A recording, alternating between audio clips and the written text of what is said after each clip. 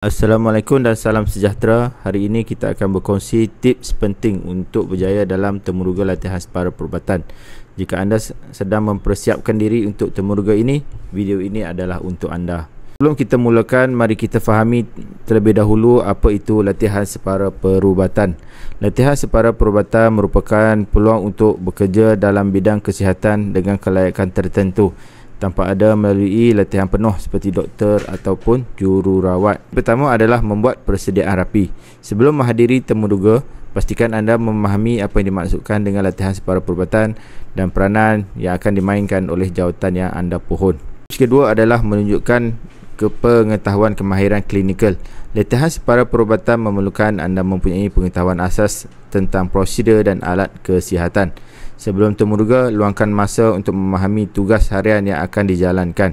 Ini bukan hanya tentang teori tetapi juga praktik di lapangan. Ketiga adalah menonjolkan sifat peribadi yang sesuai. Dalam bidang kesihatan seperti sifat simpati, komunikasi yang baik dan kebolehan bekerja di bawah tekanan sangat dihargai. Temuruga ini memberi peluang kepada anda untuk menunjukkan kebolehan berinteraksi dengan pesakit dan bekerja dalam satu pasukan. Jadi pastikan anda memberi contoh-contoh situasi yang relevan. Tips seterusnya adalah berikan jawapan yang jujur dan jelas. Jika ditanya soalan yang sukar dan tidak tahu, jangan takut untuk mengakuinya, tetapi berilah penjelasan tentang bagaimana anda akan mencari penyelesaian. Contoh soalan yang mungkin ditanya adalah, apa yang anda tahu mengenai latihan separa perubatan? Atau bagaimana anda menangani tekanan dalam situasi kecemasan? Bagi bantu persediaan kali ini, kami sediakan rujukan temuruga latihan separa perubatan untuk bantu persediaan anda. Rujukan terdiri daripada nota, contoh soalan dan cadangan jawapan.